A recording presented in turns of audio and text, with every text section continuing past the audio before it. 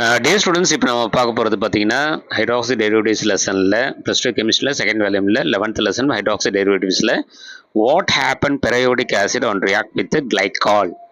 அந்த CH2OH CH2OHன்னு எழுதியிருக்கிறது it's a glycol. HiO4 அப்படிங்கிறது பெர் அயோடிக் ஆசிட். இதே HiO3 அப்படின்னு இருந்ததுன்னா அப்படி இருந்ததுன்னா இட் இஸ் அயோடிக் ஆசிட். சரிங்களா? இப்போ பெர் அயோடிக் ஆசிடோட சேர்ந்தா ஏ கிடைக்குது. ஏ என்ன அப்படின்னு கேட்டிருக்கோம். Final product it is a formaldehyde. இது ரொம்ப முக்கியமாக 1 மார்க்கில் கேட்பாங்க. இப்போ கீழே இந்த ஈக்குவேஷன் எழுதியிருக்கோம் பாருங்க. Glycol CH2OH CH2OH plus periodic ஆசிடோட ஸ்ட்ரக்சர். அயோடினில் 3 டபுள் பாண்ட் ஓ இருக்கும், ஒரு OH இருக்கும்.